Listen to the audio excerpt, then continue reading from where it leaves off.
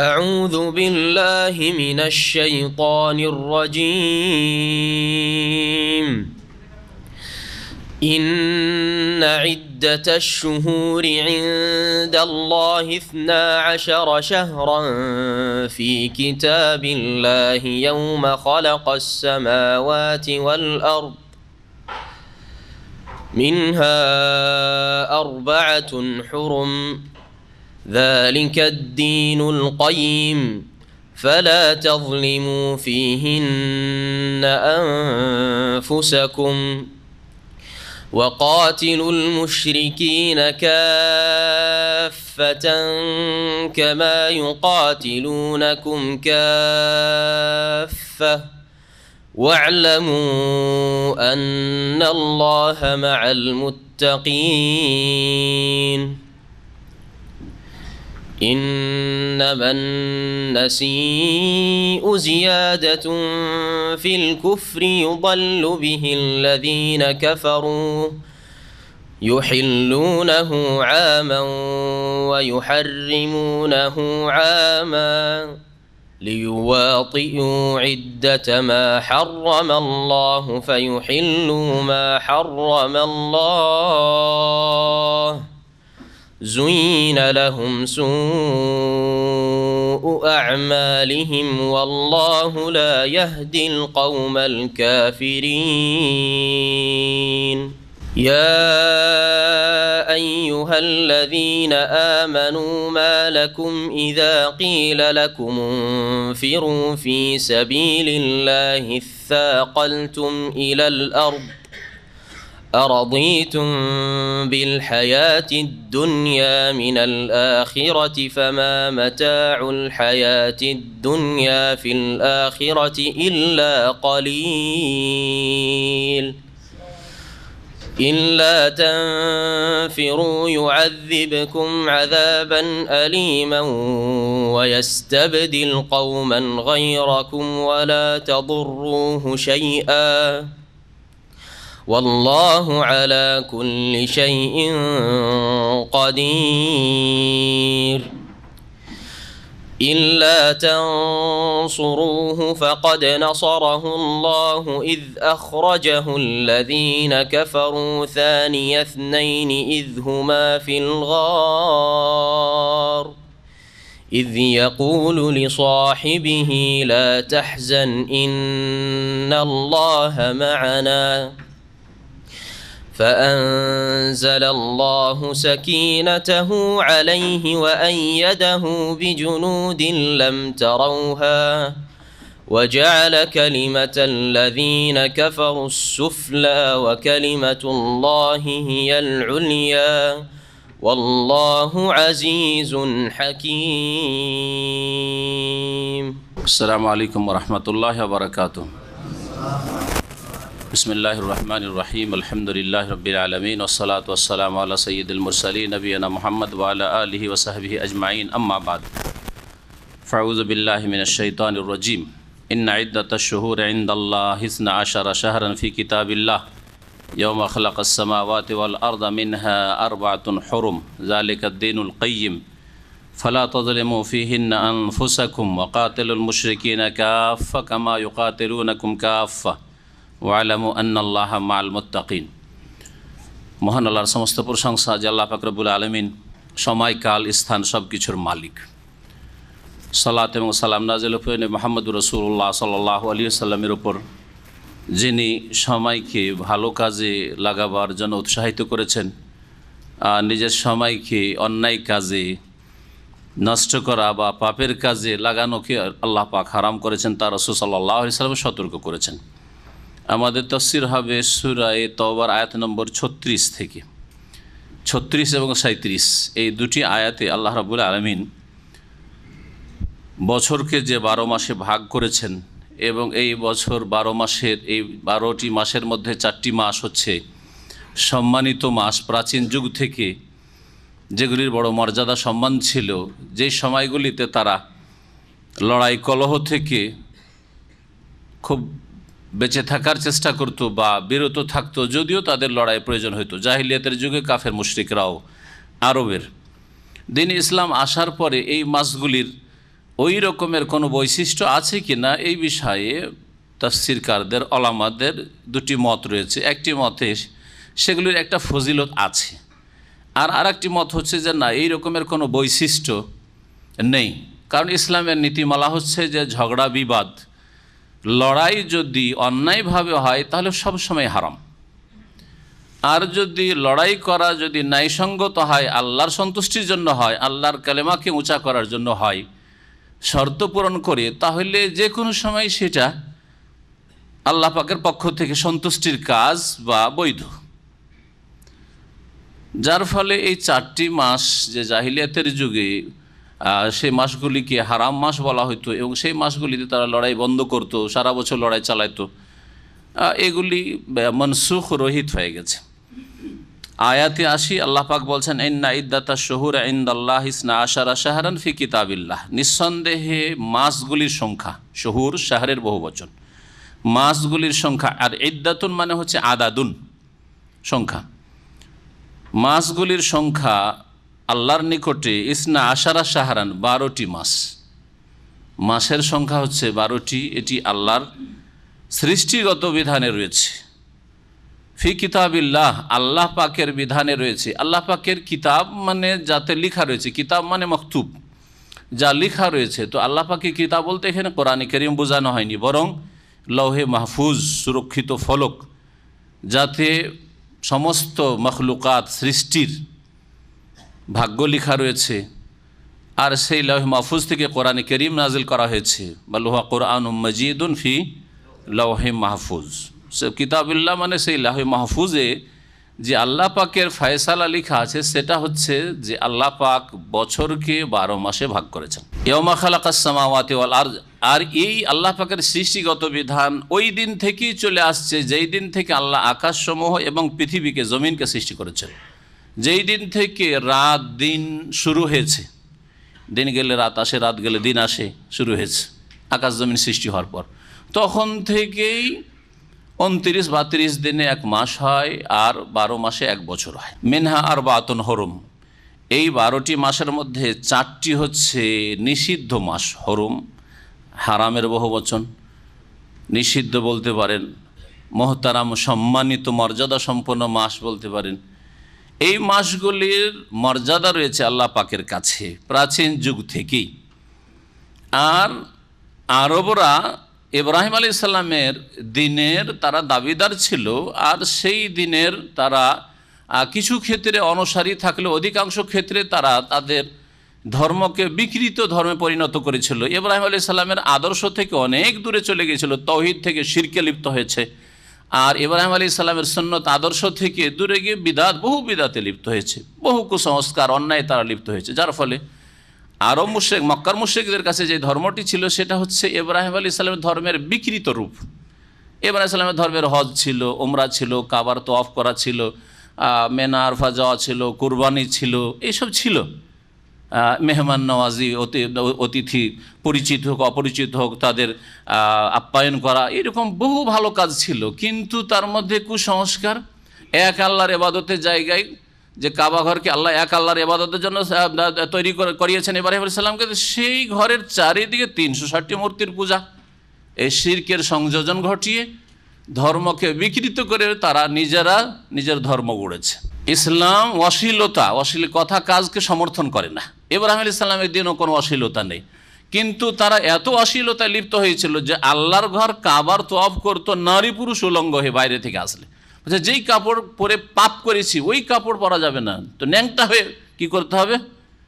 কাবার তওয়াফ করতে হবে। যেমন হিন্দুদের মধ্যে ন্যাংটা সাধুর জাত রয়েছে, কয়েক হাজার ন্যাংটা সাধু, আজকাল ফেসবুকে যারা দেখছেন দেখবেন, কয়েক হাজার ন্যাংটা সাধু চলছে, আর পুলিশ পাহারা দিচ্ছে তাদের, যাচ্ছে তারা রাস্তা ধরে। আউযুবিল্লাহ, এ কোনো ধর্ম সমর্থন করে না, এই অশ্লীলতা ছাড়া কিছু না। ফাহিশা ক্বাল ইন্নাল্লাহ লা ইয়ামুরু বিল ফাহশা, আল্লাহ কখনো কোনো মানবজাতির ইতিহাসে অশ্লীল কথা কাজ আচরণ, এই ন্যাংটা হওয়া উলঙ্গ হওয়া, এই ধর্ম শেখার নাই, এটি কোনো ধর্মে নেই, এসব মানুষের তৈরি করা।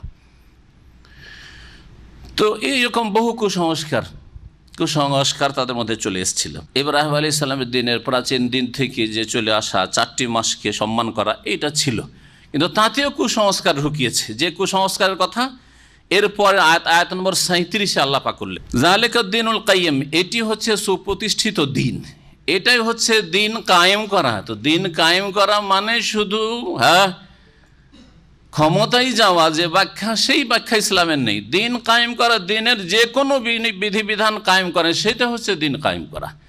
আর দিনের যদি মৌলিক বিষয়, যেই বিষয়টিকে কায়েম করার জন্য, যেই মৌলিক বিষয়কে প্রতিষ্ঠা করার জন্য আম্বিয়া রসুলগণ প্রেরিত হয়েছেন, সেটা হচ্ছে এক আল্লাহর জন্য ইবাদত বন্দেগীকে সুনির্দিষ্ট করা। ওয়ালাকাদ বাআসনা ফি কুল্লি উম্মাতিন রাসূল আন ইবুদুল্লাহ ওয়াজতানিবুত তাগুত। এক আল্লাহর ইবাদত হবে, আল্লাহর জমিনে আল্লাহ ছাড়া কারো উপাসনা হবে না। তৌহিদে উলুহিয়ত, জাতি আল্লাহর ইবাদতে শিরক করেছে, মানব জাতিকে যারা মুশরিক হয়েছে তাদেরকে আল্লাহ ছাড়া অন্যের উপাসনা পূজা ইবাদত থেকে উদ্ধার করে আল্লাহর ইবাদতে লাগানো, এটা হচ্ছে সমস্ত নবী রসুলগণের দিনের মৌলিক দাওয়াত।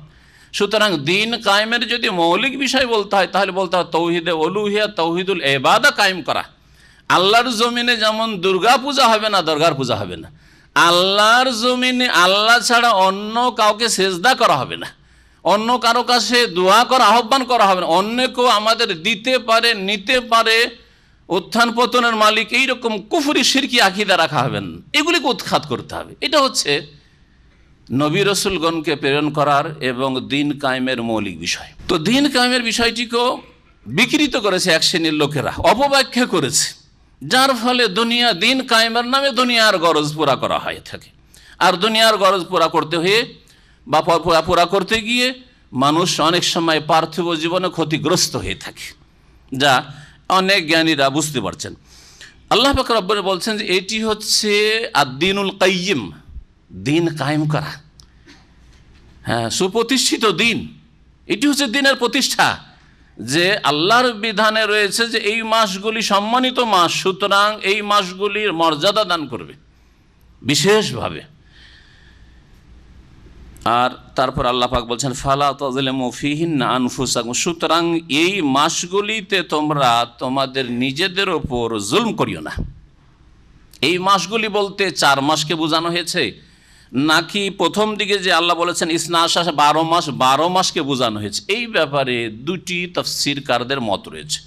একটি মত হচ্ছে যেহেতু 4 কথাটি কাছাকাছি জায়গায় রয়েছে, সুতরাং ফিহিন্না মানে ফি আরবা, এই 4 মাসে বিশেষ করে তোমরা জুলম অত্যাচার করিও না, মানুষের জুলম করিও না, আল্লাহর হকের ক্ষেত্রে জুলম করিও না, জি, পাপে লিপ্ত হইও না, আরও বেশি সজাগ থাকিও এই মাসগুলিতে। এটা প্রাচীন যুগ থেকে বিধান।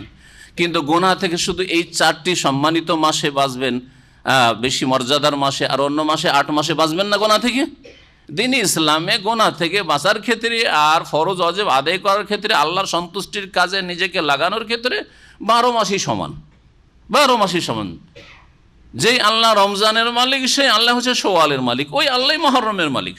শুধু রমজানের বেশি গুরুত্ব দেবেন একজন মুসলিম হিসাবে, অথবা জাহেলিয়াতের যুগের লোকেরা মহরম বা রজব, যে 4টি মাস যে হারাম বলা হয়েছে, মাসগুলি কি বলা হয়নি? আপনাদের জিজ্ঞেস করি।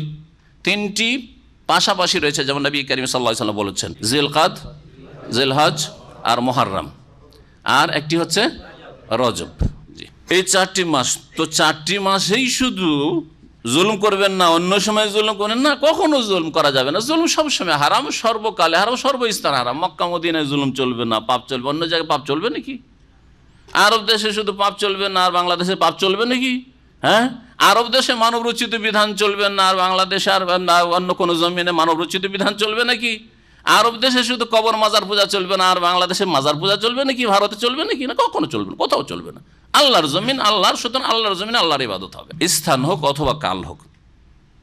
ফালা তাযলিমু ফীহিন্না আনফুসাকুম, দ্বিতীয় দল মুফাসসিরিন বলছেন ফীহিন্না মানে এই 12 মাসের যে কোনো সময়, 12 মাসের দিন রাতে, তোমার লাইফে, তোমার জিন্দগিতে তুমি কখনো জুলম অত্যাচার করিও না। নিজেদের উপর বলা হয়েছে, তার মানে কোনো জুলম যদি কেউ করে তাহলে তাতে সবচেয়ে বেশি ক্ষতিগ্রস্ত কে হয়? জালেম হয়, মজলুম হয় না। যেমন একটা লোককে খুন করলো কেউ, অথবা একটা লোকের টাকা পয়সা বেইমানি করলো, তাকে তো ক্ষতিগ্রস্ত করলো কোনো দিক থেকে হোক না কেন, এরকম বহু জুলুম হইতে পারে। হ্যাঁ, কিন্তু সবচেয়ে বেশি ক্ষতিগ্রস্ত কে? কে? জালেম। যার ওপর জুলম হইল সে ক্ষতিগ্রস্ত, আর ওর চাইতে বেশি ক্ষতিগ্রস্ত হচ্ছে জালেম। এই জন্য বলা হচ্ছে ফালা তাজলিমু আনফুসাকুম ফিহিন্না আনফুসাকুম, তোমরা এই 12 মাসে কোনো সময় কখনো নিজেদের উপর জুলুম করিও না। যে শিরক করে সবচেয়ে বড় জুলুম করে, আল্লাহর সবচেয়ে বড় হক নষ্ট করে, ধ্বংস করে, তাওহীদকে ধ্বংস করে, বড় শিরক হোক অথবা ছোট শিরক হোক। আর দ্বিতীয় জুলম হচ্ছে যে আমলের ক্ষেত্রে যেই ব্যক্তি পাপে লিপ্ত হয়, আল্লাহর ফরজে ঘাটতি করে, 5 ওয়াক্ত নামাজ ফরজ 4 ওয়াক্ত পড়ে, জামাতে নামাজ পড়া ফরজ ওয়াজিব ও ঘরে পড়ে, জুলুম করে। এইরকমই রোজা 30-29 রয়েছে, মাঝে মাঝে রাখে, মাঝে মাঝে রাখে না, জাকাত কিছু দেয় কিছু দেয় না। হ্যাঁ, এইরকম বিভিন্ন ফরজ ওয়াজিব আদায় করার ক্ষেত্রে পর্দা করা ফরজ, মহিলা কিছু পর্দা করে কিছু করে না। হ্যাঁ, মাথাটা ঢাকে আর পেট পিঠ ঢাকে না, শাড়ি ব্লাউজ পরে, অথবা সালোয়ার কামিজ পরে পেট পিঠটা তো ঢাকে কিন্তু মাথা ঢাকে না, চুল খোলা থাকে, চুল মাথার উপরে একটু হয়তো রাখে, এইদিকে পেছনে চুল দেখা যাচ্ছে। যে যতটা অপরাধ করলো ফরজ ওয়াজিব আদায়ের ক্ষেত্রে ঘাটতি করে অথবা হারাম নাজায়েজ কাজ করে, সে ততটা জুলুম করলো, সেও জালেম, দ্বিতীয় জালেম। তৃতীয় জালেম হচ্ছে জুলমুল ইবাদ, একজন ব্যক্তি আর একজন ব্যক্তির উপর জুলুম করা।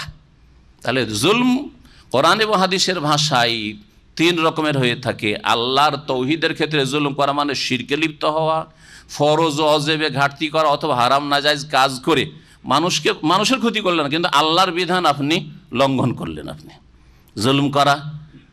আর এই অর্থে বেনামাজি মুশরিকের পরে বড় জালেম, ঠিক কিনা? যে নামাজ পড়ে না ও তো কারো ক্ষতি করে, বাহ্যিক নামাজ পড়ে না তো আমার কি ক্ষতি করলো, কিন্তু সে সবচেয়ে বড় জালেম মুশরিকের পরে। মুশরিক কাফের মুনাফিকদের পরে সবচেয়ে বড় জালেম হচ্ছে বেনামাজি, ফরজ ওয়াজিব যে আদায় করে না। আর যেই ব্যক্তি জুলুম করে, এক মানুষ আরেক মানুষের উপর জুলুম করে, এক সৃষ্টি আরেক সৃষ্টির উপর জুলুম করে, পশু পাখির ক্ষেত্রেও তাদের অধিকার রয়েছে, হক রয়েছে, যেটা আপনার জন্য আল্লাহ হালাল করেছেন সেটাকে শুধু মেরে ফেলে দিবেন অথবা কষ্ট দিয়ে মারবেন, সেই ক্ষেত্রে জুলুম নবী কারীম সাল্লাল্লাহু আলাইহি ওয়াসাল্লাম বলেছেন। হ্যাঁ, খিদাই মেরে দিবেন, পিপাসাই মেরে দিবেন, বিড়ালকে কুকুরকে হারাম করেছেন, জুলম নবী কারীম সাল্লাল্লাহু আলাইহি ওয়াসাল্লাম জাহান্নামে যাওয়ার কারণ। তো তোমরা নিজেদের উপর জুলুম করিও না, মানে অন্যের উপর যদি জুলুম করো বা শিরক করে জুলুম করো, ফরজ ওয়াজিবে ঘাটতি করে জুলুম করো, হারাম নাজায়েজ কাজ করে যদি জুলুম করো, হ্যাঁ, ঘুষ খেয়ে জুলুম করো, সুদ খেয়ে জুলুম করো, তাহলে নিজেদের উপর জুলুম করলে প্রথম তুমি ক্ষতিগ্রস্ত দুনিয়া আখিরাতে। ওয়াকাতিলুল মুশরিকিনা কাফা, তোমরা সর্বাত্মকভাবে মুশরিকদের বিরুদ্ধে সশস্ত্র লড়াই করো, আল্লাহ বলছেন। ওয়াকাতিলুল মুশরিকিনা কাফার আরেকটি অর্থ হচ্ছে যে তোমরা সমস্ত মুশরিকদের বিরুদ্ধে কি করো? লড়াই করো সশস্ত্র। কামা ইউকাতিলুনাকুম কাফা, যেমন তারা তোমাদের সকলের বিরুদ্ধে লড়াই করে। তাহলে এই ক্ষেত্রে যখন দেখব যে কোন মুশরিক দল, কাফের দল মুসলিম বলেই তাদের বিরুদ্ধে লড়াই করে, অস্ত্র ধারণ করে, তাদের বিরুদ্ধে আল্লাহ অস্ত্র ধারণ করতে বলেছে। তোমাদের যে কোনো মুসলিমকে পেলেই মারতে হবে, মুসলিম নারী হিজাব করলেই বাধা দিতে হবে, মারতে হবে, ক্ষতি করতে হবে, মুসলিম ইসলাম পালন করলেই তাকে মারতে হবে। এই যদি মন মানসিকতা থাকে তাহলে তাদের বিরুদ্ধে আল্লাহ পাক স্পষ্ট ভাষায় বলছেন ওয়াকাতিলুল মুশরিক, এইরকম মুশরিককে তোমরাও মারো, তাদের বিরুদ্ধে লড়াই করো। তাহলে ইসলাম বলছেন ওয়ালা তাহতাদু, যেখানে জিহাদের আয়াত এসছে বলছে যে দেখো ওয়ালা তাহতাদু, সীমা লঙ্ঘন করিও না। নিরীহ ব্যক্তি, নির্দোষী ব্যক্তি, বৃদ্ধ 80 বছরের বুড়া কাফের, না, নবী নিষেধ করেছেন। মহিলা অস্ত্র ধারণ করতে যান না, না, খবরদার কোনো মহিলাকে হত্যা করিও না। শিশু নাবালক এখনো, খবরদার তার জুলুম অত্যাচার করে তাকে হত্যা করিও না। নবী করিম সাল্লাল্লাহু আলাইহি সাল্লামের জিহাদের এগুলো হচ্ছে উত্তম আদর্শ, যেই আদর্শ ইসলাম ছাড়া আর কেউ শিখায়নি। বরং জালেম কাফেররা মুসলিমদেরকে যে মারে সবচেয়ে বেশি তারা দুর্বলদেরকে মারে, শিশুদেরকে মারে, বৃদ্ধদেরকে মারে, নারীদেরকে মারে, আর কত রকমের যে তারা মানবাধিকার লঙ্ঘন করে তারাই বেশি, আর তারাই শুধু স্লোগান দেয় মানবাধিকার, যারা মানবাধিকার বুঝেই না। ওয়ালামু আন্নাল্লাহা মাআল মুত্তাকিন, আর তোমরা জেনে রাখো যে আল্লাহ পাক সংযতদের সাথে রয়েছেন। আল্লাহ ভীরুদের সাথে রয়েছেন। যারা গুনাহ থেকে বেঁচে থাকার চেষ্টা করে মুত্তাকিন, যারা পরহেজগার, তাদের সাথে রয়েছেন। যারা পাপ থেকে, অন্যায় থেকে বাঁচতে চায়, তাদের সাথে আল্লাহ আছেন। আল্লাহ কোন দিক থেকে তাদের সাথে আছেন? কোন দিক থেকে? সাহায্যের দিক থেকে, হেফাজতের সুরক্ষার দিক থেকে, রক্ষণাবেক্ষণের দিক থেকে, তৌফিক তাদের কাজে সফল করার দিক থেকে আল্লাহ তাদের সাথে আছেন। আর আল্লাহ জ্ঞানের দিক থেকে, ক্ষমতার দিক থেকে, বেষ্টনের দিক থেকে ইত্যাদি ইত্যাদি আল্লাহ পাক রব্বুল আলামিন সকলের সাথে, মুসলিম কাফের সৎ অসৎ সকলের সাথে আছেন। মানে সকলের খবর রাখেন কোথায় কি আছে, আর সকলকে ধরতে আল্লাহ সক্ষম, ক্ষমতাবান, এবং সকলকে আল্লাহ ঘিরে আছেন। এর মানে এই নয় যে আল্লাহ জাতি দিক থেকে সত্তাগতভাবে আল্লাহ পাক মুত্তাকিনদের সাথে আছেন, এই অর্থ নয়। বরং সত্তাগত দিক থেকে, তার জাতের দিক থেকে আল্লাহ রাব্বুল আলামিন কোথায় আছেন? তার আরশে আজিমে, আসমানের উপর আরশে আজিমে আছেন। আর রহমান আল্লাহর আরশে ইস্তাওয়া। তাহলে কয়েক রকমের যে আয়াতগুলি রয়েছে, কিছু আয়াত বলে যে আল্লাহ তোমাদের যেখানে থাকো না কেন হে মানুষ, সৎ অসৎ সকলের সাথে আছেন আল্লাহ পাক রব্বুল আলামিন। আবার বলছেন মুত্তাকিন সাবেরিনদের সাথে আছেন। কোনো জায়গায় মুত্তাকিন, কোনো জায়গায় সাবেরিন, কোনো জায়গায় মুহসিনিন, সৎকর্মশীল বলেছেন। আর কখনো আল্লাহ রাব্বুল আলামিন বলছেন যে আল্লাহ আরশে আজিম আছেন। তা তিন রকমের আয়াতের সমন্বয় আমার এই সংক্ষেপে যে কথা বললাম তাতে বুঝতে পারবেন। আল্লাহ জাতের দিক থেকে, মানে সত্তার দিক থেকে সাত আকাশের ওপর আরশে আজিমে আছেন। আল্লাহ রাব্বুল আলামিন তার ক্ষমতা, তার জ্ঞান, তার জ্ঞানের বাইরে, খোঁজের বাইরে যেতে পারে, যে আল্লাহ খোঁজ করে পান না, যেমন সরকার খোঁজ করে পায় না আসামিকে, ঠিক না? আল্লাহর জ্ঞানের বাইরে, ইলমের বাইরে যেতে পারে না। আল্লাহ পাক রব্বুল এহাতা, বেষ্টনের বাইরে কেউ যেতে পারে না। যে কোনো মানুষ, যে কোনো মাখলুক শুধু না, মানুষ শুধু না, কীট পতঙ্গ সব কিছুই আল্লাহ পাক রব্বুল আলামিন। আল্লাহর এই সব দিক, আর এইরকম বহু দিক আরও হইতে পারে, আমি এতেই শুধু সীমিত করছি রে। ওই রকমই যখন তৃতীয় প্রকার আয়াতগুলি আসবে, আল্লাহ কার সাথে আছেন? বিশেষ বিশেষ লোকদের সাথে, মুত্তাকিন, মুহসিনিন, সাবিরিন, তাই না? হ্যাঁ, তখন কি বলবেন? তখন আরও অতিরিক্ত তাদের বৈশিষ্ট্য। আল্লাহ এদের শুধু খবর রাখেন না, এদের কি করেন? হেফাজত করেন। এদের আল্লাহ রাব্বুল আলামিন কি করেন? বলেন, তৌফিক দেন ভালো কাজের। এদের সম্পর্কে আল্লাহ রাব্বুল আলামিন এদের বালা মুসিবত থেকে রক্ষা করেন, ইত্যাদি ইত্যাদি। এইরকম বহু দিক হতে পারে। ওয়ালামু আন্নাল্লাহ মাল মুত্তাকিন, তাহলে এর অর্থ হচ্ছে। তারপরের আয়াত নম্বর 37, কাফেরদের সম্পর্কে কি বলছিলাম? মক্কার মুশরিকদের সম্পর্কে, যে তারা ইব্রাহিম আলাইহিস সালামের কিছু কিছু ধর্ম পালন করত, আর তাতে অনেক কুসংস্কার, শিরক, বিদাত, গুমরাহি, আর নিজের পক্ষ থেকে খেয়াল খুশি কাজ ঢুকিয়ে ফেলেছিল। তার মধ্যে একটি ছিল নাসি। আরবি ভাষায় নাসি মানে হচ্ছে পেছনে করে দেওয়া। নাসা মানে পেছনে করে দেওয়া। এই অর্থেই ধারকে বলা হয়, ধার বাকির কাজ। আপনি মাল সামান দিলেন, আর মান সামান দিয়ে টাকা নগদ হাতে হাতে পেলেন না, তো টাকাটা পেছনে থেকে গেল, পরে পাবেন। এই জন্য আরবি ভাষায় ধারবাকিকে নাসা বলা হয়। রেবান নাসিয়া হাদিসে রয়েছে। সুদ হচ্ছে দুই রকম, একটা হচ্ছে রেবাল ফাজল, কম বেশির সুদ, আর একটা হাতে হাতে না নিয়ে যদি বিলম্বে হয় তো রেবান নাসিয়া, সেটাকে এই অর্থে বলা হয়েছে। তো নাসি শব্দটি ব্যবহার করেছেন পিছনে করে দেওয়া। পিছনে করে দেওয়া কি কুসংস্কার ছিল? কুসংস্কার এই ছিল যে ধরেন ওদের যুদ্ধ চলে আসছে, রমজানে চলল, শওয়ালে চলল, বোঝা গেছে, এখন জিলকাদ মাস চলে আসলো, আর যুদ্ধ আরও কি করতে হবে? আরও 1-2 মাস চালাইতে হবে, কমপক্ষে 1 মাস চালাইতে হবে। হঠাৎ করে এখন বন্ধ করা যাবে না, তো কী করতে হবে? বুঝছে, জিলকাদটাকে অন্য নাম দিয়ে দাও। কী নাম দিয়ে দাও? সফর নাম দিয়ে দাও। সফরটা এখন পুরা করে নিলাম। আর এই জিলকদ তাহলে কোথায় গেল? জিলকদকে সফরে পিছিয়ে দিলাম। আর জিলহজ থেকে শুরু করবো। জিলহজ থেকে পরপর যে 3 মাস হারাম মাস রয়েছে, জিলহজ, মুহররম, এখন সফরটা আর সফর থাকলো না, কারণ সফরটা তো আগে করে ফেলেছি, টেনে নিয়েছি। তখন এটা কি হয়ে যাবে?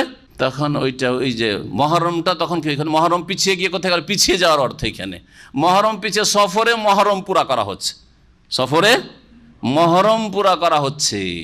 এইরকমই ধরেন চলে আসছিল এই দিকে জামাদুল্লাহ, জামাদাস সানি, এগুলোতে লড়াই চলে আসছিল। কাফের মুশরিকদের গোত্রীয় খুব লড়াই চলত, লড়াই বন্ধ করা যাচ্ছে না, মারামারি করতেই হবে। গ্রামে গঞ্জে বছরকে বছর আমাদের দেশে অনেক সময় লড়াই চলতে থাকে। তো ওই রকম এদের চলতো, পারি ওর চাইতে বেশি চলতো। তো এই লড়াইগুলি জাহেলিয়াতের যুগে যে চলতো, লড়াই তো বন্ধ করা যাচ্ছে না, কিন্তু রজব মাস চলে এসে এই মাস তো শ্রদ্ধা সম্মানের হারাম মাস, সম্মানিত মাস, কি করব তাহলে এক কাজ করো, রজবটাকে এই বছরের রজবটাকে পিছিয়ে দাও, ওইদিকে পিছিয়ে দাও আর একটু, রমজান ওইটা সাবানে নিয়ে চলে যাও, আর সাবানটাকে এদিকে এগিয়ে নিয়ে চলে আসো। এইভাবে তারা নিজের খেয়াল খুশি প্রয়োজন মোতাবেক তারা মাসগুলিকে, হারাম মাসগুলি এগিয়ে দিত, পিছিয়ে দিত। আল্লাহ পাক বলছেন যে তাদের তো শিরক কুফরি ছিলই ছিল, ওর সাথে অতিরিক্ত কুফরি হচ্ছে, বাড়তি কুফরি হচ্ছে নাসির বিধান, যে মাসকে খেয়াল খুশি পিছিয়ে দাও। আল্লাহ বলছে ইন্নামান নাসিও জিয়াদাতুন ফিল কুফরি, নিঃসন্দেহে মাসকে পিছিয়ে দেওয়া, হারাম মাসকে পিছিয়ে দেওয়া, জিয়াদাতুন ফিল কুফর, কুফরির ওপর অতিরিক্ত কুফরি, কুফরির ওপর আরও বাড়তি অতিরিক্ত কুফরি। এক তো কাফের হয়ে আছে, তারপর এগুলো হচ্ছে কুফরিতে বৃদ্ধি পাচ্ছে। যেমন ধরেন একজন লোক হয়তো অমুসলিম, সে শিরক করে, কুফরি করে, আল্লাহর দিন মানে না, আল্লাহর তৌহিদও মানে, লা ইলাহা ইল্লাল্লাহ মানে না, আর মুহাম্মদ রাসূলুল্লাহ মানে না, ঠিক আছে না? অথবা মুসলিম সমাজের একজন সে বড় শিরক করে, মাজারে সেজদা করে, মাজারে খাসি মরু জবাই করে, বড় শিরক করে, ওর সাথে সাথে সে সুদও খায়, ঘুষও খায়, বেঈমানি করে, নামাজও পড়ে না, বুঝা গেছে? তাহলে তার কুফরি শিরকি কি হচ্ছে? অপরাধ আরও বাড়ছে, জিয়াদাতুন ফিল কুফরে, কুফরি বাড়ছে। আর একজন আছে হয়তো হিন্দু অথবা ইহুদি খ্রিস্টান, সে হয়তো কুফরি করেছে কিন্তু জেনাও করে না, ব্যভিচারেও নেই, সে অশ্লীলতাতেও নেই, সে সুদেও নেই, বেঈমানিতেও নেই, সে কোনো অত্যাচারেও নেই, ইত্যাদি ইত্যাদি। তাহলে এই দুই কাফের পার্থক্য আছে না নেই?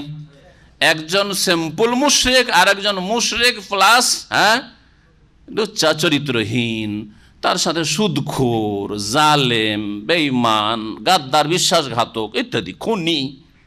তাহলে জিয়াদাতুন ফিল কুফর, কুফরের ওপর অতিরিক্ত বাড়তি। তারপরে বিধানকে, আইনকে নিজের হাতে নেওয়া, আল্লাহর নাজিলকৃত বিধানকে হাতে নেওয়া, যে আল্লাহ বলছেন রজব হারাম, রজবকে হারাম করব না, এটা অন্য মাসে হারাম করে নেব, এই মাসটাকে হালাল করে নেব। এটা কি হচ্ছে? মানুষের তৈরি করা বিধান, যেটা হচ্ছে কুফরি। সেটা শুধু পাপ নয়, সেটা হচ্ছে কুফরি। যেমন কেউ যদি বলে আল্লাহ তো চোরের হাত কাটার কথা বলেছেন, কিন্তু আমরা চোরের হাত কাটবো না, আমরা 6 মাস বা 1 বছর জেল দেব, তো এটা হচ্ছে তাদের কুফরি, এটা কুফরি। এর সাথে অন্য কুফরিও যদি থাকে তো এই কুফরিটা অ্যাড হইল। আল্লাহর বিধান তারা নিজের হাতে নিয়েছে আর মনে করে আমাদের সংসদ সদস্য যারা, তাদের এই অধিকার রয়েছে যে তারা আইন রচনা করবে। না, কোরআনের বিরুদ্ধে আইন রচনা করে না। কোরআনের যে আইনগুলি রয়েছে সেগুলিকে তারা স্পষ্ট করতে পারে যে আমাদের এই সংবিধানের যে আর্টিকেলটা রয়েছে এটা অমুক আয়াত থেকে নেওয়া হয়েছে, রসুলের অমুক হাদিস থেকে নেওয়া হয়েছে, অমুক দলিলের ভিত্তিতে নেওয়া হয়েছে, এইটা তাদের করণীয়। কিন্তু তারা নতুন কিছু করবে, পরিবর্তন করবে, এটা হচ্ছে জিয়াদাতুন ফিল কুফরে, কুফরির ওপর অতিরিক্ত কুফরি। ইউদাল্লু বিহিল্লাযিনা কাফারু, যার মাধ্যমে কাফেরদেরকে পথভ্রষ্ট করা হয়েছে বা হয়ে থাকে। যখনই পাপ বাড়বে তখনই গুমরাহি বাড়বে। ইউহিল্লুনাহু আমান, 1 বছরে একটা হারাম মাসকে হালাল করে নিত, রজব মাসটাকে হালাল করে নিল, লড়াই করে নিল, জিলকাদ মাসে লড়াই করে নিল। ওয়া ইউহাররিমুনাহু আমান, আর ওই মাসটিকে আর 1 বছরে গিয়ে হারাম মনে করতো, যে না রে রজব রে, যেহেতু এই রজবে, এই বছরের রজবে লড়াইয়ের প্রয়োজন নেই, তখন সেটাকে আবার হারাম মনে করতো। এই করে করতো কি? লিওয়াতিউ ইদ্দাতা মাহারাম আল্লাহ, যাতে করে তারা আল্লাহ যেসব মাসগুলিকে সম্মানিত করেছেন বা হারাম করেছেন সেই সংখ্যার অনুকূলে তারা আসতে পারে, অর্থাৎ সেই সংখ্যা পূরণ করতে পারে। কেমন কথা? রজবকে যখন হালাল করে, রজব হচ্ছে হারাম মাস, রজবকে যখন হালাল করে লড়াই করে নিল, তাহলে বাকি থাকলো হারাম কয়টি মাস? 3টি মাস। আল্লাহ করেছেন 4টি, তাহলে তো আল্লাহর সংখ্যা পূরণ হচ্ছে না। আল্লাহর সংখ্যা পূরণ করার জন্য আরেকটি মাসকে তারা কি করত? হারাম মনে করত, যে এই বছরের যেহেতু রজবটাকে আমরা খেয়ে ফেলেছি, লড়াই করেছি, সুতরাং এই বছরের জিলকাদ, জিলহজ, মুহররম আর তার সাথে সাথে ওই শাবান, যেটা আসল শাবান, সেটাকে আমরা রজব হিসাবে হারাম মাস পালন করলাম। এই আয়াত দ্বারা বোঝা গেল যে ইসলামে হিল্লার কোনো অবকাশ নেই, বুঝছেন না? কারণ আমাদের বাস্তব যে রোগগুলি সমাজে রয়েছে সেগুলিকে শনাক্ত করতে হবে। এরা হিল্লা করেছিল, 4 মাস তো পালন করেছে, 4 মাস পালন করেনি, 4 মাস বছরে আমরা শ্রদ্ধা সম্মান করি, কিন্তু রজবটাকে করলাম, রজবটাকে আমার সাবান করে দিলাম, আর সাবানটাকে রজব করে দিলাম, ঠিক কিনা? এইরকমই আমাদের দেশের কিছু ফোকাহাদের কাছে আর তাদের ভক্ত মোকাল্লেদদের কাছে ধর্মে হিল্লা রয়েছে। তার মধ্যে একটি হচ্ছে হিল্লার বিবাহ। হিল্লার বিবাহ এটি হচ্ছে এইরকমই জিয়াদাতুন ফিল কুফর, আল্লাহর বিধানকে লঙ্ঘন করার জন্য কুফরির দিকে যাওয়া। আল্লাহ রাব্বুল আলামিনের তাহলে কোরআনের তালাকের বিধান কি? তালাকের বিধান হচ্ছে যে একটা একটা করে দাও, 3টে দিও না। হানাফি ফিকহ তো একসাথে 3 গুলি মারা তাদের কাছে বিদাত এবং মুহাররম তাদের কিতাবে আছে, প্রত্যেকটি কিতাবে, হেদায়া, বেকায়েত, কদরি সব কিতাবে আছে। 3টে তালাক একসাথে দেওয়া হানাফি ফিকহতেও হারাম, শাফি, মালিক, হাম্বলি সব ফিকহতে হারাম, হাদিসেও হারাম। জি। আর তালাক মাররাতান, ফিরাবার যদি সুযোগ রাখতে চাও তাহলে একটা একটা করে দাও, 2 বার দাও, মানে 2 বার পর্যন্ত ফিরাতে পারবে। তারপরে এখন ভালো করে চিন্তা করেন যে 2 বার কিন্তু 2 মাসে দিয়ে দিচ্ছি, একবার এই বছর দিয়েছেন, আর একবার কখন ঝগড়া হয়েছে আর একবার দিয়ে দিয়েছেন, ওই আগেরটা কিন্তু গণনা হচ্ছে, 2 বার পর্যন্ত ফিরাতে পারবে। তারপরে ফাইন তাল্লাকাহা, 3য় তালাক যদি দিয়ে দাও, মানে 3য় বার, তাহলে 3য় তালাক, একসাথে 3 তালাক নয়।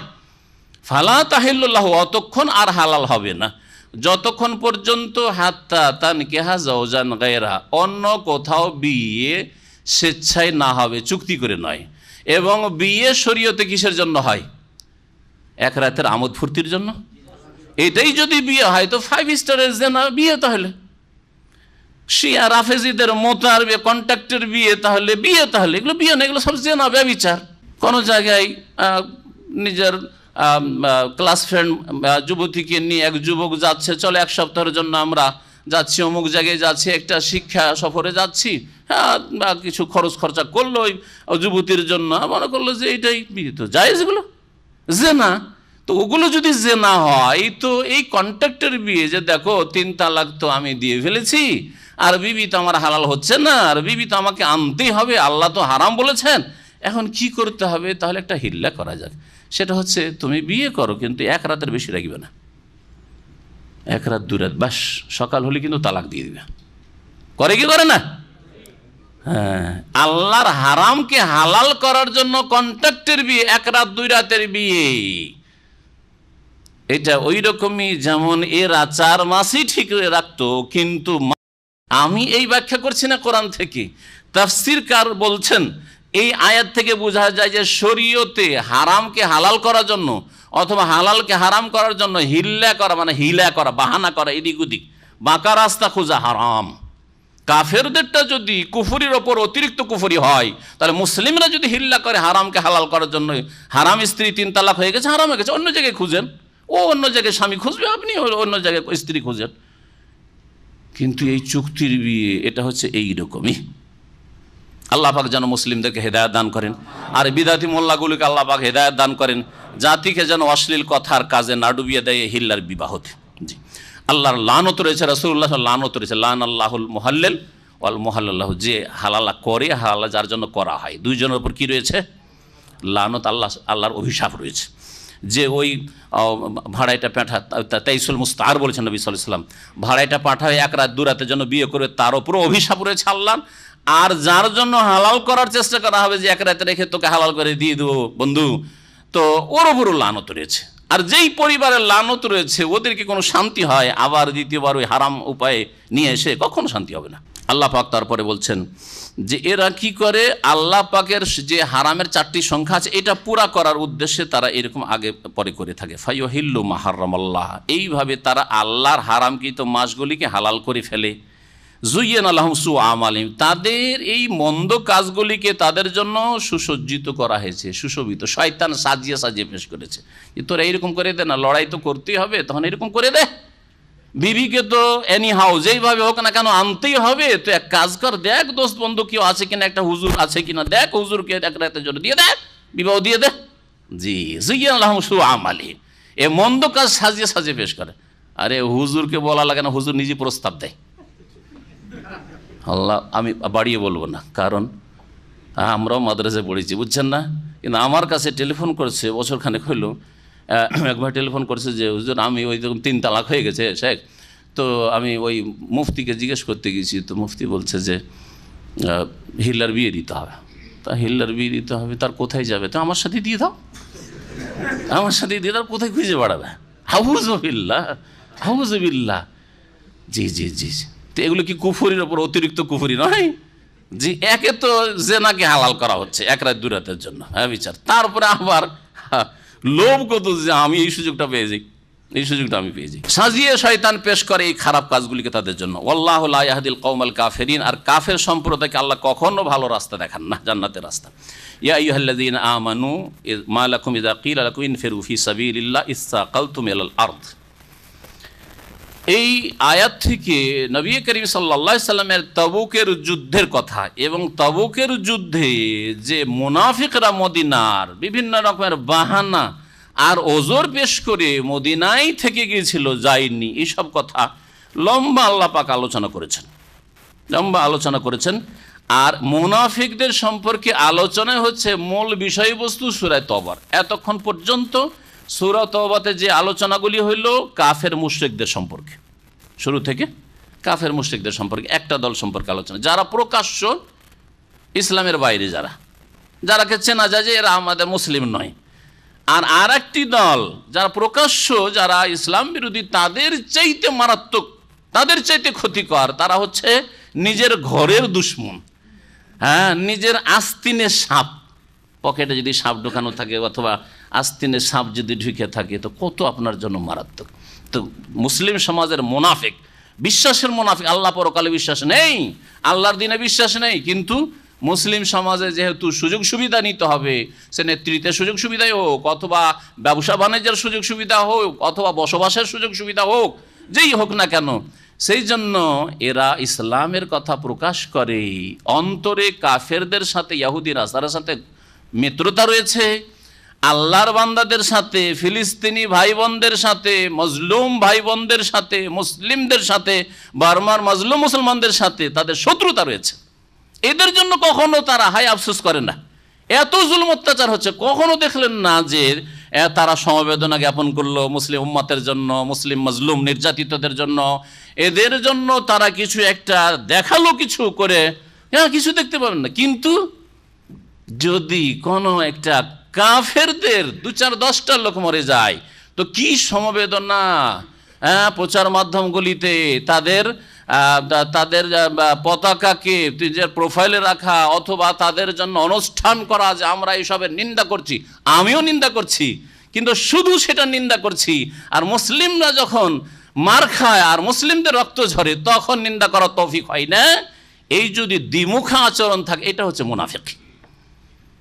আমি নিন্দা করছি, কোন নিরীহ অমুসলিমকে মারা হারাম, তার নিন্দা করছি, এবং মুসলিমদের রক্ত সবচেয়ে বেশি মূল্যবান, সুতরাং মুসলিমদের যারা রক্ত ঝরাচ্ছে, জুলম অত্যাচার করছে, তাদেরও নিন্দা করছি এবং আল্লাহর কাছে দোয়া করছি আল্লাহ পাক এইসব জালেমকে ধ্বংস করেন।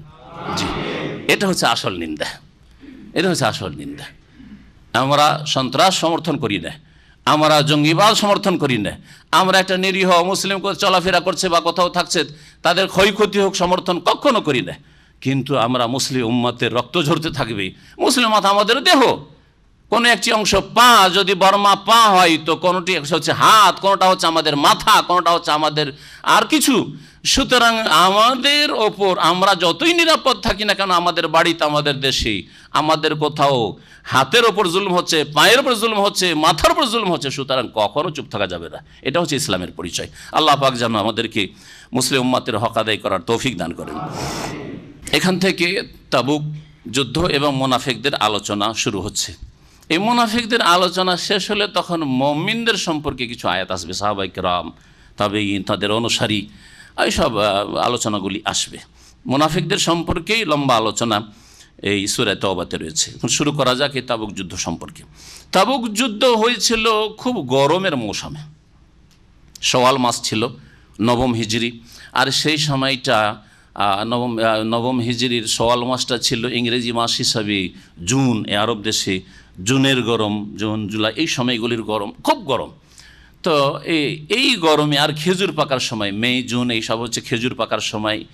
এই দিকে মদিনার খেজুর পাকছে আর এইদিকে কয়েকশো কিলোমিটার অনেক দূরের সফর। জীবনেও কোনোদিন মদিনার লোকেরা আনসারি হোক আর মুহাজিরিন হোক আর মুনাফিকরাই হোক এত লম্বা সফর করেনি। সফরও কষ্টের, আর গরমের সময়। আর তারপরে যখন একটা ফসলের সিজন আসে তার আগে পর্যন্ত, তার আগের সময়টা 1-2 মাস 3 মাস, এটা চাষিদের বেশি অভাব থাকে। এটা বুঝেন না, যারা চাষাবাদ করে তারা বুঝে। হাতটা টান বলে, কারণ ফসল উঠতে যাচ্ছে আর যা ছিল খেয়ে দিয়ে শেষ হয়ে গেছে। খেয়ে দিয়ে হয়তো 9 মাসে শেষ হয়ে গেছে, 3 মাস খুব কষ্ট করে চলছে, ফসল আসবেই আশা নিয়ে বসে আছে। খেজুর এখন পাকতে যাচ্ছে, যাবো ওই দিকে, গিয়ে যদি 1 মাসে লেগে যায় তো এসে খেজুর পাবো না, সব নষ্ট হয়ে যাবে গাছে। বিভিন্ন রকমের দুনিয়ার স্বার্থ জড়িত হয়ে গেল। এই জন্য এই ক্ষেত্রে মোনাফিক তো বাহানা করলোই, কিছু মুসলিমরাও চিন্তায় পড়ে গেল যে কী যে করবো, এই সময় যাবো না নবী সাল্লাল্লাহু আলাইহি ওয়াসাল্লামের কাছে গিয়ে ওজর পেশ করব। বিশেষ করে মোনাফিকরা তাদের ওজর না থাকা তো তারা বিভিন্ন অজুহাত পেশ করে তারা নবী সাল্লাল্লাহু আলাইহি ওয়াসাল্লামের কাছ থেকে অব্যাহতি চেয়েছিল, ছুটি চেয়েছিল। এই বিষয়গুলি আল্লাহ পাক এখানে উল্লেখ করছেন। ইয়া আইয়ুহাল্লাযীনা আমানু, হে ঈমানদারগণ, মা লাকুম, তোমাদের কি হয়ে গেছে, মা লাকুম, তোমাদের কি হয়ে গেছে, ইযা কিলা লাকুম ইনফিরু ফি সাবিলিল্লাহ, তোমাদের যখন বলা হয় যে তোমরা আল্লাহর রাস্তায় বেরিয়ে পড়ো। ইনফিরু মানে যুদ্ধে, জিহাদে, আল্লাহর রাস্তায় বেরিয়ে পড়া। আল্লাহর রাস্তায় বেরিয়ে পড়ো, জিহাদে বেরিয়ে পড়া। এই নয় যে কিছু জানি না, সারা জীবন পাপ করেছি, এখন বাড়ি থেকে অন্য জায়গায় চিল্লাই বেরিয়ে পড়া, এটা নয়। এই আয়াতের অপব্যাখ্যা করে চিল্লাওয়ালা ভাইয়েরা। আয়াত তাবুকের যুদ্ধের, হ্যাঁ, কষ্টকর সুন্নাত নবী করিম সাল্লাল্লাহু আলাইহি ওয়াসাল্লামের। আর এরা একে মিষ্টি সুন্নতে লাগে, সারা জীবন পাপ করেছে। আর কেউ তো শর্টকাট জান্নাতের রাস্তা দেখাইতে পারে না। সারা জীবন ঘুষ খেয়েছে অফিসার, অথবা সুদ খেয়েছে ব্যবসায়ী, সুদখোর, অথবা নামাজ পড়িয়ে সারা জীবন বলছে সবচেয়ে শর্টকাট জান্নাতের রাস্তা তো এই হচ্ছে 40 দিন সময় লাগাবার রাস্তা রে ভাই, তো চলে এদের সাথে। কোথায় যাচ্ছেন? বলছে যে তবলিগে যাচ্ছে। তবলিগ মানে ইসলাম প্রচার। তো কিছু জানেন? বলছে না, শিখতে যাচ্ছি। তো শিখাকে আবার তবলিগ বলে, তবলিগ বাল্লাই বলে, তবলিগ মানে পৌঁছানো। তো আয়াতের যে তারা বিকৃতি ঘটায় অর্থের, তার একটি আয়াত হচ্ছে এই আয়াত, ইনফিরু ফি সাবিলিল্লাহ, তোমরা আল্লাহর রাস্তায় তাবুকে বেরিয়ে যাও। তাবুক কেন যেতে বললেন নবী করিম সাল্লাল্লাহু আলাইহি ওয়াসাল্লাম, এবং নিজেও গেলেন।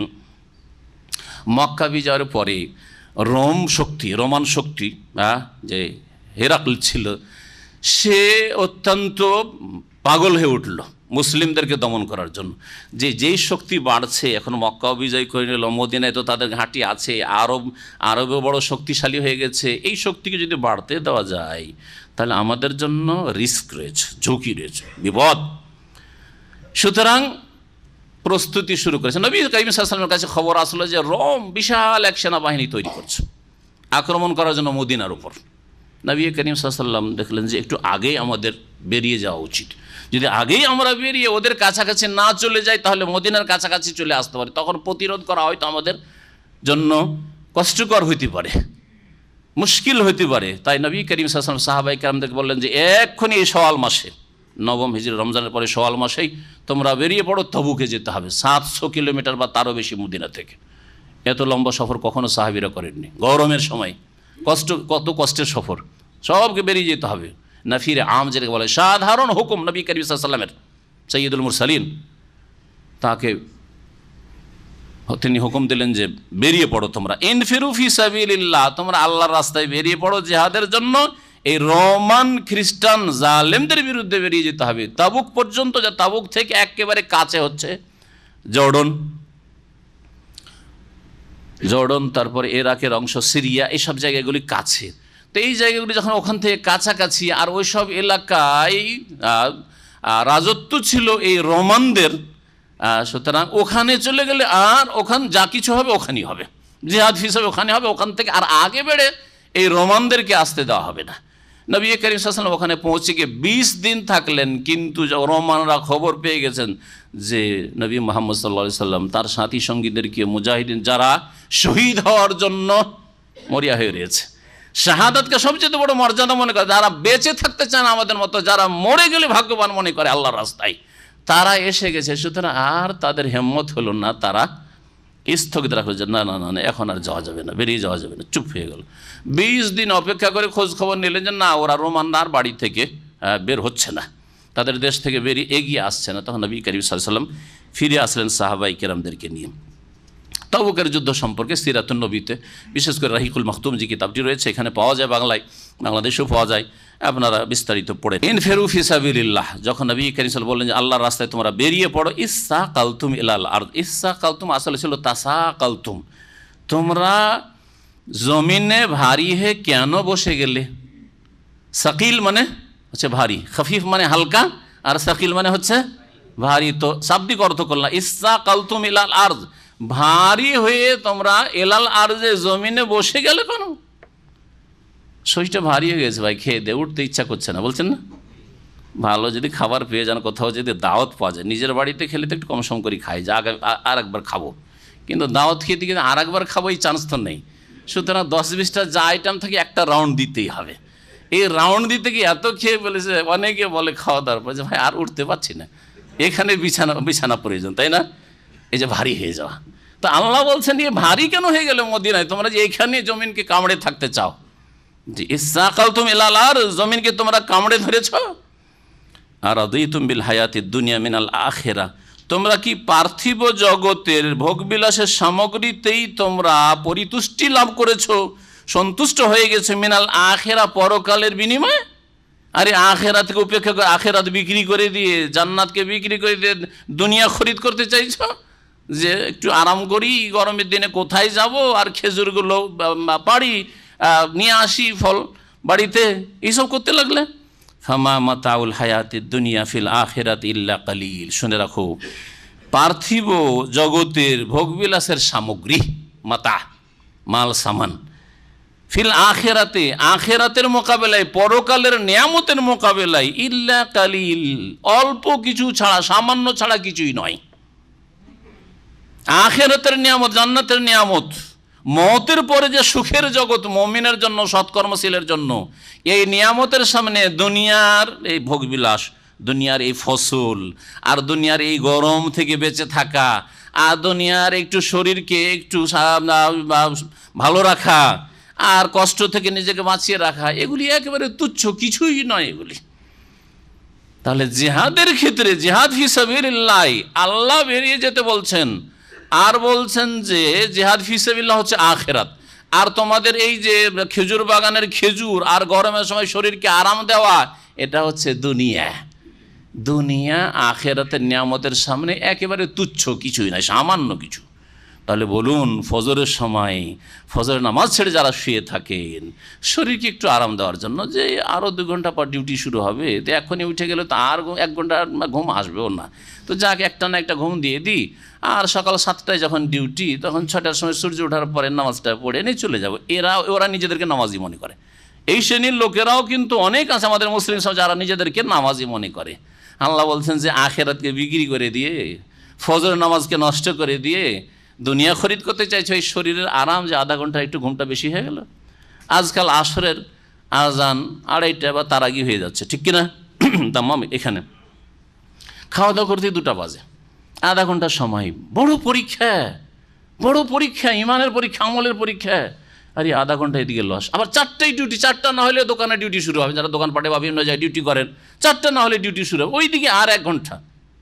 আমাদের অফিস 4টায় খুললে, বড় পরীক্ষা, বড় পরীক্ষা, এইদিকে আধা ঘন্টা, তারপরে নামাজ, আবার তারপরে 1 ঘন্টা। এমন কোনো কাজে লাগবে না, চা খাওয়া ছাড়া 3টা থেকে 4টার কোনো কাজে আসবে না।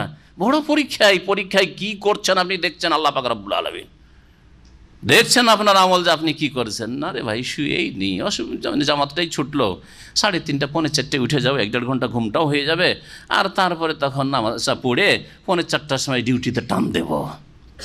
আখিরাতকে দুনিয়ার শরীরের একটু আরামের বিনিময়ে বিক্রি করে দিলে ধ্বংস। আল্লাহ পাক রব্বুল তারপরে বলছেন, ইল্লা তানফিরু, তোমরা যদি বের না হও আল্লাহর রাস্তায় জিহাদের জন্য, ইউআযিবুকুম আযাবান আলীমা, তাহলে আল্লাহ পাক তোমাদেরকে মর্মান্তিক শাস্তি দেবে। তাহলে বোঝা গেল যে জিহাদ ফি সাবিলিল্লাহ শাস্তি নেই, সেখানে আল্লাহর নিয়ামত রয়েছে, রহমত রয়েছে। আল্লাহর যে ফরজ যদি আদায় না করেন তাহলে আযাব আসবে। আজকাল মুসলিম সমাজের এই জন্য আযাব, বাঁচতে চায়, মরতে চাই না, ঝুঁকি নিতে চাই না। আরে অত দূরে যেন না, ওইসব জেহাদে যেন না, কারণ ওইসব জেহাদ তো সাধারণ মানুষের না, ওটা তো শাসক গোষ্ঠীর উপরে ফরজ হচ্ছে প্রথম, তারা বললে তখন আমরা আছি। কিন্তু কথা হচ্ছে যে আপনার শরীরের জেহাদের ক্ষেত্রে, এই ক্ষেত্রেও চিন্তা করেন আপনি, আপনি মনে করছেন যে আমার যদি ঘুমটা একটা না, আমাকে একজন ভালো ডাক্তার স্পেশালিস্ট আমাকে বলছে, হিতাকাঙ্ক্ষী হয়ে দরদি হয়ে, অনেক বছর আগের ঘটনা, আজকে থেকে 10-12 বছর আগে, বলছে যে আপনি যে এই ছোট রাতে ঘুমান, 2-2.5 ঘন্টা ঘুম হয়, তারপরে আবার এই ভাঙাচোরা ঘুম হয়, তো শরীর তো খারাপ হবে। বুঝতে পারছেন কি করতে হবে তাহলে? বলছে 1 ঘন্টা একটানা 5 ঘন্টা ঘুম দিতে হবে। আমার হিতাকাঙ্ক্ষী বলছে, এই দুনিয়ার হিতাকাঙ্ক্ষী, কিন্তু 5 ঘন্টা ঘুম দিলে তখন রাত যখন ছোট হয় তখন এখানে 2:30টায় ফজর আজান হয়ে যায়, আর এদিকে হয়তো 12টায় ঘুমালে 2-2.5 ঘন্টা হয়, আর 2.5 ঘন্টা দিলে সকাল 5টা হয়ে যায়, ঠিক কিনা? আর সকালবেলা আবার ওই যে ডিউটির আগেখানে ওটা ওই ওরকম 4-5 ঘন্টা, ওটাও ভাঙা 1-2 ঘন্টা হয়, তো ওইদিকে 2 ঘন্টা, রাত্রে 2-2.5 ঘন্টা 3 ঘন্টা, এই করে ভাঙাচোরা করে খুচরো ঘুম। বলছে এইটা শরীরের জন্য ক্ষতিকর, শরীরের ক্ষতিকর ডাক্তার বলছে, কিন্তু আল্লাহ বলছেন যে দেখো, আল্লাহর রাস্তায় যদি না বের হও, রক্ত ঝরাবার ক্ষেত্রে নয়, জিহাদ ফি সাবিলিল্লাহর ক্ষেত্রে, নামাজের জন্য যদি জামাতে না বের হও, ইউআযযিবুকুম আযাবান আলিমা, আল্লাহ মর্মান্তিক শাস্তি দেবেন। এই আয়াত কি আপনার উপর ফিট হয় না? যে ব্যক্তি শরীরের চাহিদা পূরণ করার জন্য আল্লাহর ইবাদতকে নষ্ট করছেন। ওয়াস্তাবদিল কওমান গায়রাকুম, এবং তোমাদের জায়গায় আরেক জাতিকে আল্লাহ পাক নিয়ে আসবেন তোমাদের বদলে, তোমাদেরকে ধ্বংস করে দিয়ে আল্লাহ আরেক জাতিকে নিয়ে আসবেন। অথবা তোমরা কাফের মুরতাদ হয়ে যাবে, আর আল্লাহ পাক অমুসলিমদেরকে ইসলাম গ্রহণের তৌফিক দেবেন। দেখেন এইরকম বহু আজকে পশ্চিমা দেশে পড়াশোনা করে, স্টাডি করে ইসলাম গ্রহণ করছে, তারা বড় বড় দিনের দায়ী হচ্ছে, দিনের প্রচার করছে, দিনের দাওয়াতের কাজ করছে, আর জন্মসূত্রে 1000 বছর থেকে যারা মুসলমান হয়ে আছে তারাও কে যে মুসলমান, কোনো কাজের নাই এরা। আল্লাহ ওই কথাই বলেছেন, দুনিয়া থেকে হয়তো সাফ করে দেবে তোমাদেরকে, অথবা তোমরা চলে যাবে কুফরিতে, নাস্তিকতায় চলে যাবে, আর অন্য জাতি ইহুদি নাসারা সন্তানরা, হিন্দুদের সন্তানরা, তারা ইসলাম গ্রহণ করে ধন্য হবে, তাদের দিয়ে আল্লাহ দিনের খেদমত নেবেন। ওয়ালা তাদুররুহু শাইআ, এবং আল্লাহর তোমরা কোনো কিছুই ক্ষতি করতে পারবে না, তোমরা আল্লাহর ক্ষতি করতে পারবে না। আল্লাহু আলা কুল্লি শাইইন কাদির, আল্লাহ পাক সব কিছুর ওপর, সমস্ত বস্তুর ওপর ক্ষমতাবান। ইল্লা তানসুরুহু, আল্লাহ পাক বলছেন যে তোমরা যদি নবী মুহাম্মদ সাল্লাল্লাহু আলাইহি সাল্লামের সাহায্য না করো, ইল্লা তানসুরুহু মানে তানসুরু রাসূলুল্লাহ, রাসূলুল্লাহ সাল্লাল্লাহু আলাইহি সাল্লামের যদি তোমরা সাহায্য না করো, অর্থাৎ তবুকের যুদ্ধের জন্য নবী করিম সাল্লাল্লাহু আলাইহি সাল্লাম প্রস্তুতি নিচ্ছেন এবং বেরোতে বলছেন, তোমরা বলছো আমরা তো যেতে পারবো না, এখন তো গেলে অসুবিধা, খেজুরগুলো নষ্ট হবে, গরমে এত কষ্ট করে কি করে যাব, আরে এত দূরের সফর কি করে যাব, কাছে হলে একটা হইতো। হ্যাঁ, যদি সাহায্য না করো তো শুনে রাখো, কোনো ক্ষতি করতে পারবেন না, আল্লাহ তোমাদের পরোয়া করেন না। ফাকাদ নাসারাহুল্লাহ, নিঃসন্দেহে জেনে রাখো যে আল্লাহ মুহাম্মদ রাসূলুল্লাহ সাহায্য করেছেন। তোমরা সাহায্য না করলে কি হবে? আজকে না হয় মদিনায় তার পাশে কিছু লোক মুহাজির আনসার দাঁড়িয়েছ, মক্কায় কে ছিল তার সাথে? মক্কায় কয়েকজন সাহাবায়ে কেরাম, ধরেন অল্প কিছু সাহাবায়ে কেরাম, তারাও হিজরতের সফরে কেউ নাই সাথে। হিজরতের সফরে মাত্র কয়জন? 2 জন, নবী করিম সাল্লাল্লাহু আলাইহি ওয়াসাল্লাম আর তার একজন সঙ্গী, কে? আবু বকর সিদ্দিক রাদিয়াল্লাহু তাআলা। বলছে যেই সময় মুহাম্মদ সাল্লাল্লাহু আলাইহি ওয়াসাল্লামের সাথে, আমার বান্দা আমার রাসূলের সাথে মাত্র একজন সহযোগী ছিল, মাত্র একজন সফর সঙ্গী ছিল, তখন আল্লাহ সাহায্য করেছেন। তাহলে আজকে তোমরা সাহায্য না করলে কি হয়ে যাবে? আল্লাহ সাহায্য করবেন, ভালো করে মনে রাখো। তোমরা কি এখান থেকে শিক্ষা নিতে পারছো না? সওর পাহাড়ের গুহাতে আল্লাহ পাক কীভাবে সাহায্য নামালেন, আর কিভাবে মক্কা থেকে মদিনা হিজরত করিয়ে নিয়ে আসলেন হেফাজতের সাথে। জি, আল্লাহ পাক বলছেন যে শোনো, ফাকাদ নাসারাহুল্লাহ, তোমরা সাহায্য না করলে কি হবে? আল্লাহ তো তার সাহায্য করেছেন, করবেন। ইজ আখরাজাহুল্লাযিনা কাফারু, ওই সময় যেই সময় কাফেররা, মক্কার কাফেররা তাকে বের করে দিয়েছিল, মক্কা থেকে বহিষ্কৃত করেছিল। সানিয়া ইসনাইন, মুহাম্মদ সাল্লাল্লাহু আলাইহি ওয়াসাল্লাম 2 জনের দ্বিতীয় ব্যক্তি ছিলেন। সানিয়া ইসনাইন মানে 2 জনের দ্বিতীয় ব্যক্তি, সানি মানে দ্বিতীয়, আর ইসনাইন মানে 2, ঠিক না? তো 2 ব্যক্তির 2 জনের দ্বিতীয় ব্যক্তি ছিলেন কে? মুহাম্মদ রাসূলুল্লাহ সাল্লাল্লাহু আলাইহি ওয়াসাল্লাম। ইজ হুমা ফিল গার, যখন সেই 2 জন গুহায় ছিলেন। কোন গুহায়? সওর পাহাড়ের, সুর না, আসলে কথাটি হচ্ছে সওর। সওর মানে হচ্ছে বলদ, সওর মানে হচ্ছে ষাঁড়। জি, তো এই নামটি ছিল এই পাহাড়ের। মদিনাতে একটি সওর পাহাড় আছে, সেই পাহাড়টি একেবারে ছোট্ট পাহাড়। তো ওই পাহাড়টি একেবারে ঠিক ষাঁড়ের মতো হয়ে আছে। আমাদেরকে মদিনা ইউনিভার্সিটির প্রফেসর ওস্তাদরা নিয়ে গিয়েছিলেন, কারণ একটা হাদিসে যে মদিনার এই জায়গা থেকে ওই জায়গা পর্যন্ত হারামের এলাকা, আল মাদিনা তো হারামুন মা বাইনা আইর এলা সওর, এইরকম বলেছেন নবী করিম সাল্লাল্লাহু আলাইহি ওয়াসাল্লাম। এটা মক্কার দিকে আয়ের পাহাড়, মদিনা থেকে মক্কার দিকে, আর শামের দিকে হচ্ছে সৌর পাহাড়। তাহলে মক্কার দিকটা হচ্ছে মদিনা থেকে দক্ষিণ দিকে, দক্ষিণ দেখাই। তো দক্ষিণে হচ্ছে আয়ের, আর উত্তরে হচ্ছে সৌর পাহাড় মদিনার। এই দুইয়ের মাঝের জায়গাগুলো হচ্ছে, এটা হচ্ছে হারামের এলাকা মদিনার। আল মদিনা তো হারামুন মা বাইনা আয়ের এলা সৌর। তো ওই সৌর ছোট্ট একটি পাহাড়, একেবারে ছোট্ট পাহাড়, দেখলাম যে একেবারে ষাঁড়ের মতো আছে, যেমন ষাঁড় দেখতে লাগে, ষাঁড়ের চূড়া উঁচা হয়ে থাকে যেমন ওই রকমই আছে, আবার মাথাটা একটু উঁচা হয়ে থাকে ওই রকম। হতে পারে এই পাহাড়টাও খানিকটা ওই রকম ছিল, সেজন্য প্রাচীন যুগে এরকম নাম দিয়েছে তারা। সৌর পাহাড়ের গুহায়, গার মানে হচ্ছে গুহায় ছিলেন দুইজনে। ইজ ইয়াকুলু লিসাহিবি, যখন তিনি বলছিলেন তার সাথীকে, সঙ্গীকে। কে বলছিলেন? রাসূলুল্লাহ সাল্লাল্লাহু আলাইহি ওয়াসাল্লাম বলছিলেন তার সঙ্গীকে। কি বলছিলেন? লা তাহজান, চিন্তা করিও না, চিন্তা করিও না, কোনো দুশ্চিন্তা করিও না, পেরেশান হয়েও না। ইন্নাল্লাহ মা'ানা, নিঃসন্দেহে আল্লাহ আমাদের সঙ্গে রয়েছে। আল্লাহ নবীর সঙ্গে রয়েছেন এখানে বলা হলো, তাই না? আল্লাহ আবু বকরের সঙ্গে রয়েছেন, তাহলে কি অর্থে রয়েছেন এখন বুঝেন। কিভাবে রসুলের হেফাজত করবেন, কিভাবে আবু বকরের হেফাজত করেন, কিভাবে 100 উটের পুরস্কার দিয়ে মরিয়া হয়ে তলাশ করছে, কিভাবে বাঁচাবেন আর রক্ষা করবেন, এটা আল্লাহ জানেন। আল্লাহ আমাদের সাথে আছে হেফাজতের দিক দিয়ে, বাঁচাবার দিক থেকে, রক্ষা করার দিক থেকে, তৌফিকের দিক থেকে, এখান থেকে বেরিয়ে যাব সফলতার সাথে মদিনায় হিজরত করতে পারবো, এই সব দিক থেকে আল্লাহ পাক আমাদের সাথে রয়েছেন। ইন্নাল্লাহ মা'ানা। কখন বলেছিলেন এই কথা নবী করিম সাল্লাল্লাহু আলাইহি সাল্লাম? যখন নবী করিম সাল্লাল্লাহু আলাইহি সাল্লামের সাথে আবু বকর আছেন গুহায়, আর দেখছেন যে কাফিররা তলাশ করতে করতে এত উঁচা পাহাড়ের গুহার কাছাকাছি চলে এসছে, চারিদিকে ঘোরাঘুরি করছে। কিন্তু গুহার মধ্যে এইভাবে আমরা একবার ঢুকেছি, অনেক কষ্ট, 2-2.5 ঘন্টা লেগেছে, খবরদার কেউ ঢুকবেন না। আর তাও আজকে না, ওই ছাত্র জীবনে একটা শখ থাকে, যখন 25-26 বছর বয়স ছিল হয়তো, তখন ঢুকেছি। ভাবতেই পারে না কোনো মানুষ যে এত উঁচায় 2-2.5 ঘন্টা ওপরে উঠে কেউ গুহায় লুকিয়ে থাকতে পারে। তারপরও কাফের 100 উঠে তলাশ করতে করতে কোথায় পাওয়া যেতে পারে। তারপরে আবার উল্টো দিকে, মদিনার দিকে না, পাহাড়টি হচ্ছে উল্টো দিকে, মদিনার একেবারে বিপরীত দিকে, মক্কা থেকে ইয়ামানের দিকে, দক্ষিণ দিকে। মদিনা হচ্ছে উত্তর দিকে, আর পাহাড়টি হচ্ছে মক্কা থেকে দক্ষিণ দিকে। তো রাসূলুল্লাহ সাল্লাল্লাহু আলাইহি ওয়াসাল্লাম আছেন, আবু বকর যখন দেখতে পেয়েছেন যে লোকেরা ঘোরাঘুরি, পাগুলি নজরে আসছে ওদের নিচে থেকে, যে পা ঘোরাঘুরি করছে, তলাশ করছে, না এখানে নেই বা এখানে আছে, এরকম করছে, কিন্তু এইভাবে দেখছে না, দেখলেই দেখে নিতে পারে। তখন বলছেন আস্তে করে যে ইয়া রাসূলুল্লাহ, লাউ নাযারা আহাদুহুম ইলা আকদামিহিম, তারা যদি একটু নিজের পায়ের দিকেও এরকম করে দেখতো, লা আবসারানা, তাহলে অবশ্যই আমাদেরকে দেখে ফেলবে, অবশ্যই আমাদেরকে দেখে নিত, মনে হয় দেখেই নেবে, একটু এইদিকে এইরকম করলেই দেখে নেবে। নবী করিম সাল্লাল্লাহু আলাইহি ওয়াসাল্লাম তখন তার জবাবে বলেছিলেন যে ইয়া আবু বকর মা জান্নুকা বিইসনাইন, তুমি সেই দুইজন সম্পর্কে কি তুমি ধারণা করতে পারো? আল্লাহু সালিসুহুমা, যাদের দুইজনের তৃতীয় জন হচ্ছেন আল্লাহ রাব্বুল আলামিন। আমরা দুইজন, কিন্তু আমাদের সাথে কি আছেন? আল্লাহ আছেন। আল্লাহ আমাদের সাথে আছেন। এই কাফেরগুলো 100 উট নিয়ে চলে যাবে, আমাদের ধরে নিয়ে বা আমাদেরকে হত্যা করে দেবে, আমাদের মাথাটা নিয়ে হাজির করে দিয়ে, অসম্ভব কথা, হইতেই পারে না। এ হচ্ছে আল্লাহ ভরসা, কর্ম করে আল্লাহর ভরসা। আল্লাহ ভরসা কর্ম না করে নয়, ঠিক না? নবী সাল্লাল্লাহু আলাইহি ওয়াসাল্লাম তো বাড়িতে ভরসা করতে পারতেন না, বলছেন আল্লাহ তুমি বেরিয়ে যাও, আবার সোজা মদিনার রাস্তা, শর্টকাট রাস্তা ধরতেন না, উল্টো রাস্তায় যাও, আর এত 2-2.5 ঘন্টা পাহাড়ের উপর উঠো আর লুকাও। আর তাহলে এতগুলি মেহনত কর্ম করার পরে আল্লাহ ভরসা।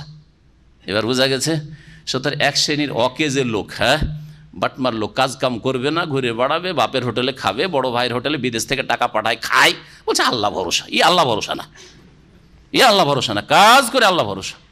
জি হ্যাঁ, কাজ করেন তারপর আল্লাহ ভরসা, রেজাল্ট আল্লাহর জন্য ছেড়ে দেয়, এটা হচ্ছে আল্লাহ ভরসা। নবী করিম সাল্লাল্লাহু আলাইহি ওয়াসাল্লাম ওই সময় বলেছিলেন যে লা তাহজান, চিন্তা করি না আবু বকর, ইন্নাল্লাহ মা'ানা ফানজালাল্লাহু সাকিনাতাহু, সুতরাং আল্লাহ পাক রব্বুল তার প্রশান্তি নাজেল করেছিলেন নবী মুহাম্মদ সাল্লাল্লাহু আলাইহি ওয়াসাল্লামের ওপর, আলাইহি, তার ওপর এবং তার সাথীর ওপর, ওয়া আইয়াদাহু বিজুনুদিন, এবং তাকে শক্তিশালী করেছিলেন এমন সেনাবাহিনী দিয়ে, লাম তারাউহা, যেগুলিকে তোমরা দেখো না বা যেগুলিকে তোমরা দেখোনি, অর্থাৎ ফেরেশতারাও সেই গুহাকে ঘিরেছিল। ফেরেশতা দিয়ে আল্লাহ পাক রব্বুল আলামিন হেফাজতের ব্যবস্থা করেছেন, ফেরেশতা প্রস্তুতি আছে, কাফের ধরবি থেকে, যদি দেখেও তো ক্ষমতা নেই। জি, কিন্তু আল্লাহ নবীকে কর্ম করিয়ে নেবেন। আল্লাহ তো ইচ্ছা করলে বাড়িতে ফেরেশতা দিয়ে পাহারা দিতে পারতেন, কিন্তু আল্লাহ বলছেন তুমি কিছু মেহনত করো, তুমি তোমার কাজ দেখাও, আমি আমার কাজ দেখাবো। জি, এটা হচ্ছে একজন মুমিনের কাজ। আপনি আপনার কাজ দেখান, আল্লাহ আল্লাহর কাজ দেখাবেন। জি, আপনি দিনের দাওয়াতের কাজ গ্রামে গিয়ে করেন, দেশে করেন, আপনি আপনার কাজ করেন, আল্লাহ আল্লাহর কাজ দেখাবেন। কিন্তু আপনি বলেন যে না ভাই সমালোচনার পাত্র হয়ে যাব, আর লোকে 5 জন 5 রকম কথা বলবে, যা ওই সব দরকার নাই, তাহলে আল্লাহ আপনার সাথে হবেন না কখনো। কারণ আপনি আল্লাহর সাথ দিলেন না, সুতরাং আল্লাহ আপনার সাথ দেবে না। জি, কিন্তু হক কথা বলতে হবে, আল্লাহর কথা, কোরআনের কথা বলতে হবে, আর রাসূলের হাদিসের কথা বলতে হবে। ওয়াজাআলা কালিমাতাল্লাযিনা কাফারু সুফলা, এবং কাফেরদের বাণীকে বা বাক্যকে আল্লাহ পাক কি করলেন, নিচে করে দিলেন। কাফেরদের বাক্য হচ্ছে শিরকি কথা, হ্যাঁ, দেবদেবীর পূজা, দুর্গা পূজা, দরগা পূজা, গায়রুল্লাহর পূজা, আল্লাহ ছাড়া অন্যকে ডাকা, শিরিক হচ্ছে কালিমাতুল্লাযিনা কাফারু, কালিমাতুল কুফর, কুফরির কথা হচ্ছে আল্লাহর একত্ব তৌহিদ বিরোধী কথা, এটা হচ্ছে কাফেরদের কালিমা। আর মুমিনদের কালিমা, আল্লাহর কালিমা হচ্ছে ওয়া কালিমাতুল্লাহ, এবং আল্লাহর কালিমা, আল্লাহর বাণী হচ্ছে লা ইলাহা ইল্লাল্লাহ, আল্লাহর বাণী হচ্ছে মুহাম্মদুর রাসূলুল্লাহ। এক আল্লাহর ইবাদত করবেন আর এক রসুলের তরিকায় চলবেন, আপনি শুধু মন্ত্র পাঠ করবেন না, এটা হচ্ছে আল্লাহর কালিমা। তো আল্লাহ কি করতে চান, কাফেরদের কালিমাকে নিচু করতে চান, ওয়া কালিমাতুল্লাহি আল উলিয়া, আর আল্লাহর বাণীকে বা আল্লাহর কালিমাকে তিনি সুউচ্চ করতে চান, উলিয়া। আলার মুয়ান্নাস হচ্ছে উলিয়া। আল্লাহু আজিজুন হাকিম, আল্লাহ পাক রব্বুল আলামিন মহাপরাক্রান্ত এবং বিজ্ঞানময়। আল্লাহ পাক রব্বুল আলামিন আরও বলছেন মদিনার লোকদেরকে, যাতে আনসারীরা রয়েছে, মুহাজিররা রয়েছেন এবং মুনাফিকরাও রয়েছে, কারণ মুনাফিকরাও তারা ইসলাম কবুল করেছিল, বাহ্যিক তারা ইসলাম কবুল করেছিল, ভিতরে ভিতরে তাদের অন্তরে পুরো কুফরি ছিল, একেবারে পুরো দমে। আর যে কোনো সময় ক্ষতির সুযোগ পেলেই তারা ক্ষতি করার চেষ্টা করেছে। এর আগে বহু তাদের পক্ষ থেকে এরকম খারাপ আচরণ দেখা গিয়েছে। তারা ওহদের সময় 300 রাস্তা থেকে ফিরে এসেছে, খন্দকের সময় তারা ইহুদিদের সাথ দিয়েছে, বাইরের মুশরিকদের সাথ দিয়েছে, মুশরিকদেরকে ডেকে নিয়ে এসেছে যে আমরা আছি ভিতরে তোমাদের সাহায্য করার জন্য, তোমরা শুধু হামলা করে এসো মদিনার ওপর, মদিনা থেকে মুহাম্মদকে তার সাথী সঙ্গীদেরকে তাড়িয়ে দেব। এই সমস্ত কাজ তারা, এই বদ আচরণ তারা করে এসছে। তাদের সবচেয়ে বড় নেতা মদিনার, যাকে রাইসুল মুনাফিকিন, মুনাফিকদের প্রধান বলা হয়, গুরু, সে হচ্ছে আব্দুল্লাহ বিন ওবাই ইবনে সলুল। তার বাপের নাম ছিল ওবাই, আর নাম ছিল সলুল। কেউ ভাববেন না যে আব্দুল্লাহ বিন ওবাই বিন সলুল মানে সলুল হচ্ছে তার দাদার নাম, হ্যাঁ, তার মায়ের নাম। এখানে ওবাই, আব্দুল্লাহ বিন ওবাই, ওবাইয়ের সন্তান, আর সলুলের সন্তান সে। আল্লাহ রাব্বুল আলামিন বলছেন ইনফিরু খিফাফা ওয়া সিকালা, তোমরা বেরিয়ে পড়ো তাবুকের যুদ্ধের উদ্দেশ্যে, খিফাফা ওয়া সিকালান, হালকা হয়ে অথবা ভারী। হালকা হলেও বেরিয়ে পড়ো এবং ভারী হয়ে বেরিয়ে পড়ো। এই হালকা আর ভারী মানে কি? হালকা ভারী মানে যেই অবস্থায় থাকো না কেন, এর বিভিন্ন এক একটা করে শব্দ দিয়ে অনেকে তাফসীর করার চেষ্টা করেছেন, কিন্তু একটা শব্দেই এই আয়াতের বা এই শব্দগুলির ব্যাখ্যা সীমিত নয়। মানে যে কোনো অবস্থায় হালকা আর ভারী। হালকা যেমন অভাবে আছেন আপনি, হালকা কিছু নেই, পয়সা টয়সা। ভারী মানে আছে, আপনার কাছে কিছু আছে। কেউ কেউ এর বিপরীত করেছেন, ভারী মানে শরীর ভারী হয়ে গেছে, বৃদ্ধ হয়ে গেছেন, অথবা অসুস্থ থাকলেও আল্লাহ পাক ছাড় দিয়েছেন অবশ্য অন্য আয়াতে, কিন্তু ধরেন একটু বয়স হয়ে গেছে, অথবা আপনার প্রয়োজন রয়েছে কিছু, অথবা এই সময়টা উপযোগী নয়, কিন্তু আল্লাহর হুকুম হয়েছে, আল্লাহর হুকুমে রাসূলুল্লাহ সাল্লাল্লাহু আলাইহি ওয়াসাল্লাম বলেছেন যে এই সময় বেরিয়ে যেতে হবে। তারপরে কেউ যে অবস্থায় হোক না কেন, যুবক হোক অথবা যুবক নয়, 40 পার হয়ে গেছে হোক, যে কোনো অবস্থায় হোক না কেন, ইনফিরু খিফাফা ওয়া সিকালা, বিভিন্ন শব্দ দিয়ে তাফসীরকাররা তাফসীর করেছেন, কিন্তু উদ্দেশ্য হচ্ছে যে যে কোনো অবস্থায় থাকো না কেন, মদিনার লোকদেরকে যারা যুদ্ধে যেতে সক্ষম, খোঁড়া নয়, অন্ধ নয়, হ্যাঁ, একবারে বিছানা ধরা অসুস্থ নয়, তারা সকলেই বেরিয়ে পড়ো। ওয়াজাহিদু বিআমওয়ালিকুম ওয়া আনফুসিকুম ফি সাবিলিল্লাহ, আর তোমরা তোমাদের ধন সম্পদ দিয়ে আর তোমাদের জান দিয়ে আল্লাহর রাস্তায় সশস্ত্র জিহাদে অংশ নাও রহমানদের বিরুদ্ধে। যালিকুম খায়রুল লাকুম, এটা তোমাদের জন্য উৎকৃষ্ট হবে, ইন কুনতুম তা'লামুন, তোমরা যদি জানতে। এটা তোমাদের জন্য কল্যাণকর। তোমাদের জন্য কল্যাণকর নয় যে খেজুরগুলি আমরা ভেঙে নিয়ে আসি, পেড়ে নিয়ে আসি। তোমাদের জন্য কল্যাণকর নয় যে এই গরমের সময় যাব না, মদিনায় থাকি, এটা কল্যাণকর নয়। এই আয়াতের অপব্যাখ্যা করে আমাদের চিল্লার ভাইরা। ইনফিরু খিফাফা ওয়া সিকালান আয়াত পড়ে ফাজাইলে তবলিগ যদি পড়ে দেখেন তাতে এই আয়াতগুলি পেশ করেছে। তবলিগের ফজিলতের যেটা চ্যাপ্টার আছে, যে কয়েকটা তবলিগের আছে না চ্যাপ্টার, ফাজাইলে দুরুদ, ফাজাইলে নামাজ, ফাজাইলে তবলিগ, ওতে এই আয়াতগুলি পেশ করেছে। কোথাকার আয়াত আর কোথায় নিয়ে ফিট করেছে? ইন ফিরু খেফামা সে কালা, অর্থাৎ যদি রাস্তা খরচ থাকে 40 দিনের তাও বেরিয়ে পড়ো, আর না থাকে তাও বেরিয়ে হালকা আর ভারী। বিবি যদি যুবতী হয় তাও বেরিয়ে পড়ো, আর বিবি হয়তো বয়স হয়ে গেছে, এখন ছেলেরা আছে, ওরা দেখাশোনা করছে, তাও বেরিয়ে পড়ো। যার ফলে আমার এক আত্মীয় ছিল, আল্লাহ হেদায়েত করেছে, আর হেদায়েতের মারা গেছে। ও নতুন বিয়ের 1-2 বছর পরে যুবতী স্ত্রী, বাড়িতে একটা ছেলে মেয়েও না, এখন হয়েছে কি হয়নি ঠিক মনে আসছে না, হইলেও ওই 1 বছর 2 বছরের বাচ্চাগুলি, আর বাড়ি একবারে ফাঁকা মাঠের মধ্যে, রোডের পাশে বাড়ি, শ্বশুর বাড়িতে রেখে যান, ওখানে রেখে দিয়ে স্ত্রীকে ছেড়ে দিয়ে চলে গেছে দিল্লি নিজামুদ্দিন। ওই আত্মীয়র শ্বশুর আমাকে খুব শ্রদ্ধা করে, মদিনা থেকে গেলাম ওইকাল, তখন মদিনার ছাত্র, আমাকে বললো যে জামাইকে বুঝান, আমার মেয়েকে একা ছেড়ে দিয়ে চলে যাবে। বলছে আল্লাহ ভরসা, কর্ম করে আল্লাহ ভরসা কিনা, কর্ম নেই আল্লাহ ভরসা।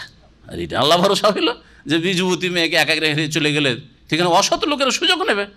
এটা কোন আল্লাহ ভরসা হইল? আল্লাহ ভরসা হচ্ছে যে তুমি বাড়িতে থাকো, বাড়ির দায়িত্ব পালন করো, আর প্রতিদিন 1 ঘন্টা 2 ঘন্টা করে পাড়াতে, আশেপাশে, এই গ্রামে ওই গ্রামে, আশেপাশে গেলে চলে আসলে 1-2 ঘন্টার মধ্যে দিনের দাওয়াতের কাজ করো, এইরকম।